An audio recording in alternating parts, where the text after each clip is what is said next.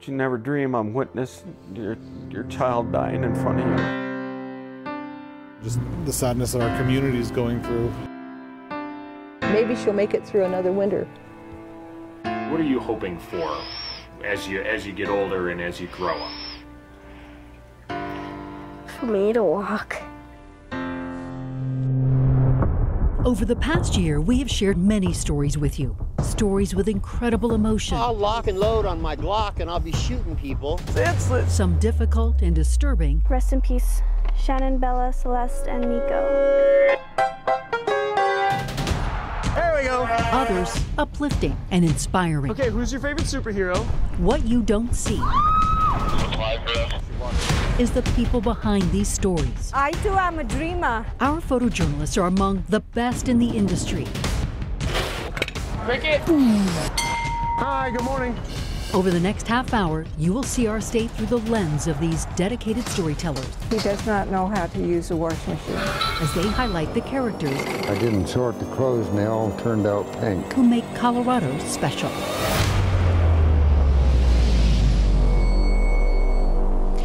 Thanks for joining us. I'm Ann Trujillo.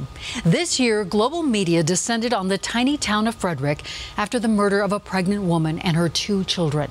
Our cameras were there too. And in the days after the gruesome crime, we found a community united in support of the victims. Photojournalist Brad Boggett shares the story through his lens, focused on a powerful poem from a brave little girl. You did not die. I will not stand at your grave and weep. You are not there. You do not sleep. You are 1,000 winds that blow. You are the diamond glints in snow. You are the sunlight on the ripened grain. You are the gentle autumn rain.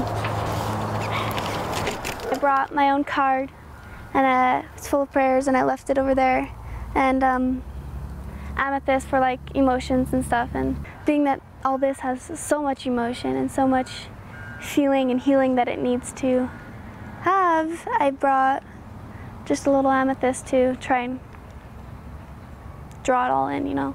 It's to control the emotions and to bring all the emotions that's over here all into one place. Yeah, it's heartbreaking. You know, I'm a mom of 6 kids. It's hard to believe. It really is. It's hard to process. It's amazing how people just kind of come forward and show their, you know, support and respect to a family they never even met. I think this cross stands out here with the shoes. That kind of makes it all real. Have you been here before? Yeah. Oh, you have? Yesterday. But the balloons and the little candles just didn't feel like it was enough. When I wake in the morning, hush, you're the swift uplifting rush of swinging birds and circle flight, or the stars that shine at night. I have a nephew who's about the age of the 2 little girls who passed, and kind of broke my heart knowing that somebody could take 2 little girls' lives like that. I will not stand at your grave and cry, you are not there, you did not die. Rest in peace, Shannon, Bella, Celeste, and Nico. Although we never met, you are in my heart. Colorado's mountain foliage is among our state's biggest tourist draws. But when photojournalist Drew Snedecki traveled to the mountains this fall, he found a touching memorial amidst the changing leaves. It all centers around an orange Porsche with 2 lifetimes of memories. It's appealing because of the purity of nature that we have here, really. There's nowhere like Twin Lakes in this state. People enjoy coming through Twin Lakes to get to or from Aspen just because of the scenery. This is a really beautiful area. I just want to know, this is like a best kept secret. Never seen anything like it. 1, 2, 3. It's a surprise for sure for most. This is awesome. There's a large percentage of people that'll pull over immediately, come take pictures, contribute. This apparently is a must-do. Nature is God. Yeah, it's actually really cool to see all of writing and all of the different things that people have added to it. Oh, and I smudged it with my hand. I can't say I expected to see a car with writing on it today. I've never seen a Porsche, so this is just great. Really? Yeah. But this is a very cool idea. Earlier this summer, I decided to take a Porsche that I own and put it out in front of the house with a quote written on each side. and they're both inspirational quotes. Today is a gift. That is why it's called the present. I'm at a point in my life where I'm trying to focus more on my dreams than my comfort zone, which is what one of the quotes is about. After seeing the quotes, I was like, well, you should leave a magic marker out there and let everybody contribute to it. Not all who wander are lost. Live life, have fun, kick ass. The mountains are calling, and I must go. It's pretty cool. My dad's super into Porsches, so I took a couple pictures for him, and he's gonna be like, ah. The original owner was my father. He bought it brand new in 1982. He was very passionate about racing cars. I would go as a kid along with him to the races, and I would cheer for him in the pits. And as the years progressed, it sort of transformed into dirt bikes as opposed to racing cars, just because it was something that was much more feasible for us to do together. Starting in about, the mid-2000s, he was diagnosed with cancer, and so it was in April of 2016 that he passed, and he left the car to me. I really enjoy driving it. It reminds me a lot of my dad and some of the memories, we made in the car together. It was still really hard to see him reach that point where, even though he wanted so badly not to die, there was nothing he could do.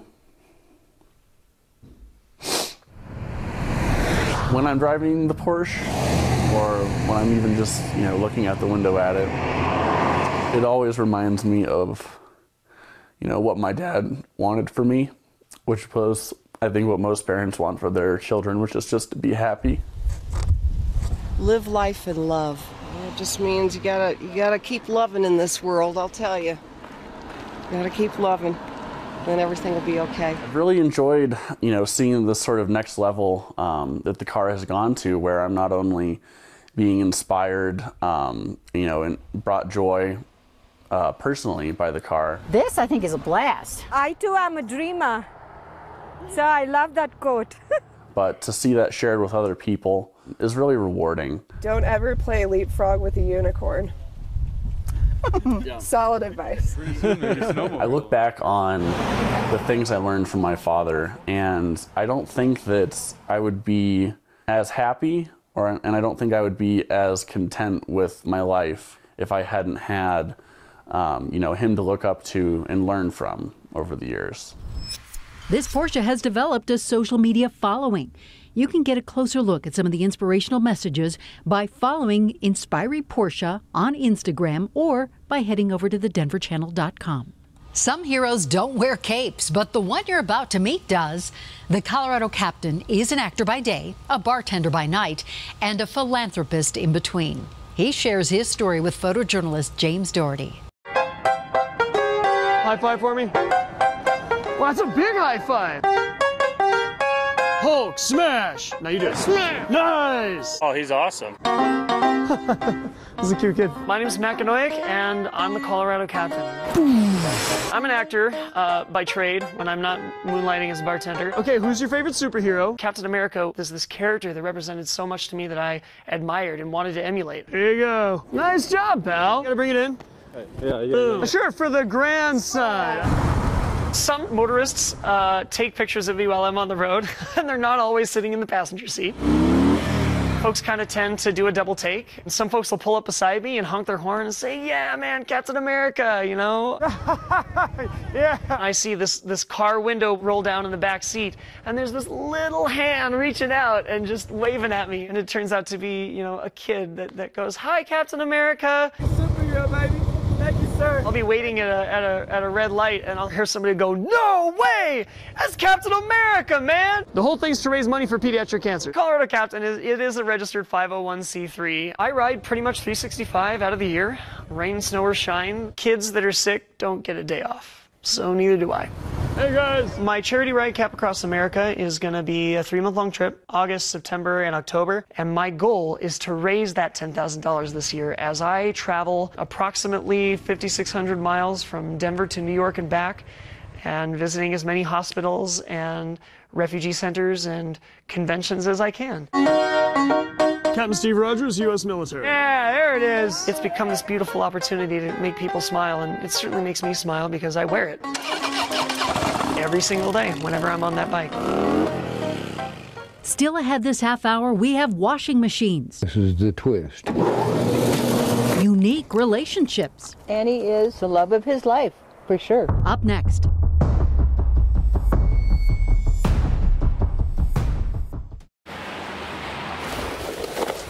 Just shoveling a storm of hail out of the way, man.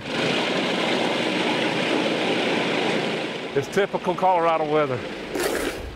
Probably a few hours ago it was stormy, sun's out now, it's beautiful. Kind of funny, it's ironic.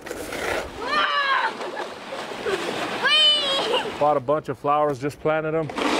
Never expected to see this today. So I was rushing her to get plants. I said, let's get some color. She goes, no. She said, wait till next Wednesday. I said, it's okay. She goes, oh, no.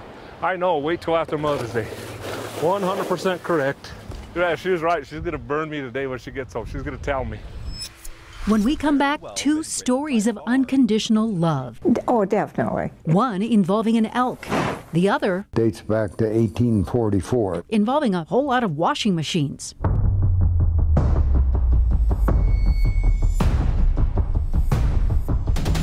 Hi, girlfriend. Can you give me a kiss?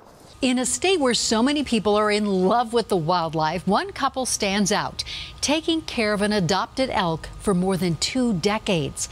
That couple sat down with Liz Gilardi and photojournalist James Doherty as they prepare to say goodbye to a beloved part of the family. Estes Park, known for its tourists, Look at this over here. its views, a little bit of wind. Ooh, the hair blows right off your head. Some wildlife. Okay, maybe a lot of wildlife. And a few Precious. local characters. Come on. Meet Leo and Molly Kemper. She'll come for candy. Animal lovers. Come on, girlfriend. Retired restaurateurs and empty nesters. They've been calling this ranch near St. Mary's Lake home for 46 years. I love it here. They have a llama and some alpacas that enjoy their quiet home, as well as a little candy. Ikes and Mikes. Mike's and Ike's. Mike is first, and then Ike. Mike and Ikes. But for decades, I think she's around 28 and a half. Leo and his best friend have been inseparable. I've had her since she's 5 days old. She's not what some may expect. Hi, girlfriend. Can you give me a kiss? She's an elk, I know, but boy. Annie is the love of his life, for sure. Yeah. Keeps me going. Keeps me alive. An unlikely relationship that has lasted longer than most cars. The bond felt between Leo and this wild elk, unbreakable. She's one of my best friends. She's my big girl. Ever since the family took in Annie for rehabilitation after her mom abandoned her. They're very curious. Unofficially adopted, but officially part of the family. I know she likes it here. She won't leave. I love her to death. She's like one of my kids. She's family. Here's another Annie. She was just easy to teach anything to. 4 years old. I taught her how to set up net. You can ask for a bigger, better pet. Over the years, Annie even had an elk calf. Bull just jumped in. And then Look at here. Annie's daughter had babies. There. Babies that chose to live with Annie and Leo too, instead of living on their own in the wild. They didn't want to go home, go away. They want to stay here. Even with the love and the care that Leo has given Annie during the course of her life, the one thing he was unable to protect her from was time. She has arthritis really bad. She would run around here, but not anymore. It's sad. Approaching 29 years old, Annie has already lived much longer than an average elk in the wild. It's not known how many months she'll have left to share with her adopted family. Maybe she'll make it through another winter, we hope. She is very special. I don't even want to think about it. All day long. This is my job to come out here and caretake for these guys. And it's a wonderful job. We'll cry. Ultimately, Leo will have to say goodbye. This is thank you. She's saying thank you to me. To his favorite pet, his best friend, to his daughter. Can you shake? The tricks that Annie once enjoyed showing off to crowds of tourists and school kids. There you go. There you go. Are now getting harder to perform. I love her to death.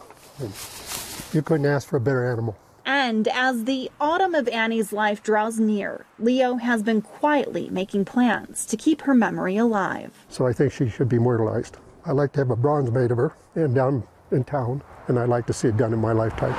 A bronze statue similar to the one that is displayed in town. Samson, he could be her father, because he used to hang around over here all the time. You can take it. Well, going to give me a kiss, huh? But for now, Leo is filling his days with kisses. Good girl. Back rubs. And treats. There you go. Ooh, making the most of this time. You happy? With his best friend. That feel good? That feel good?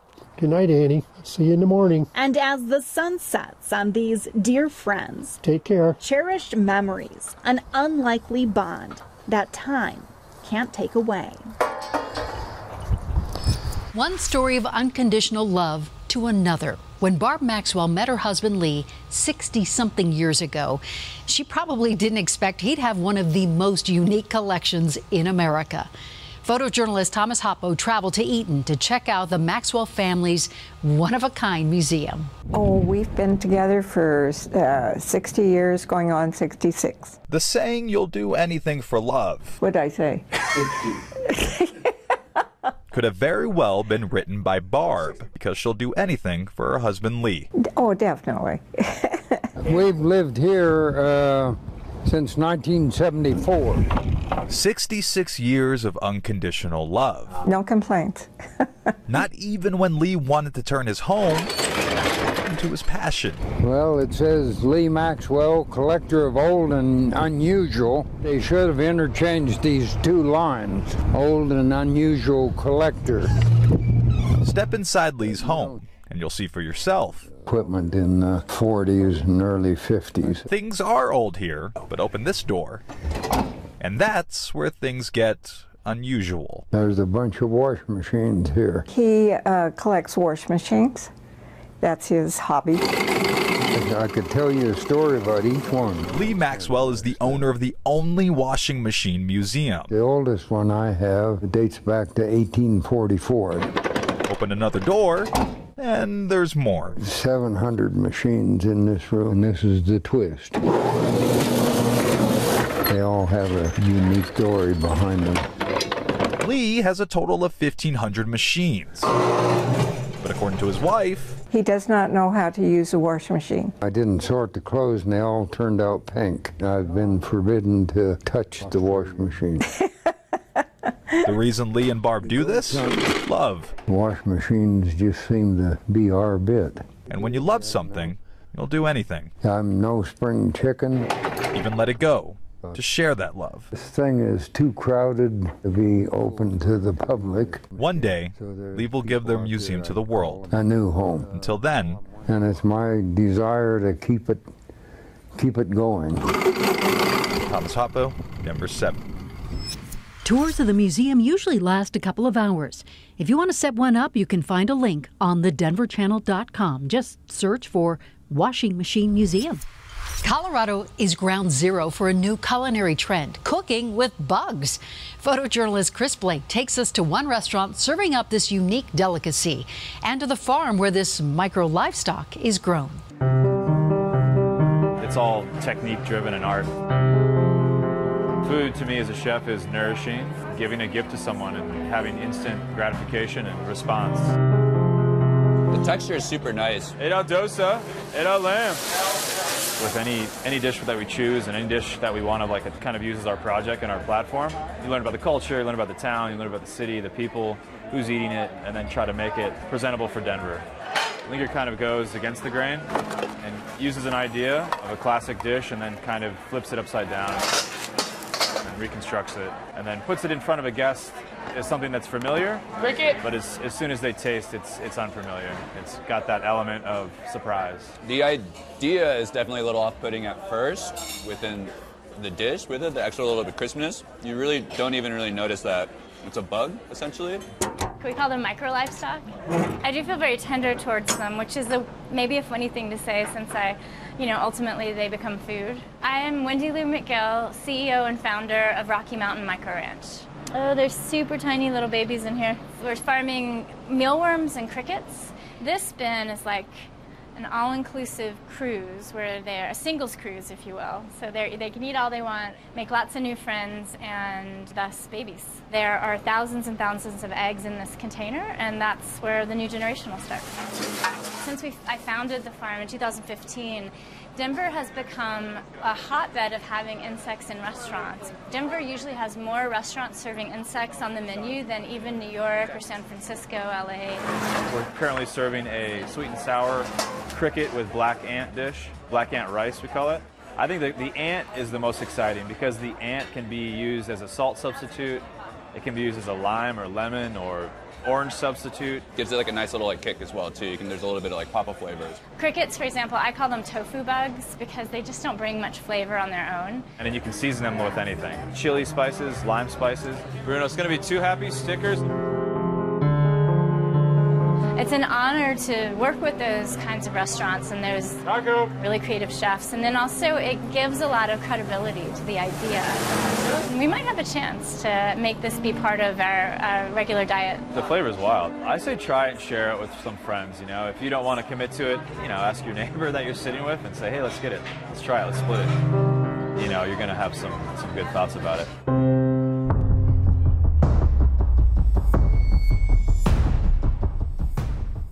Our photographers are masters of their craft, and some of their best work comes when they shine a light on fellow craftsmen.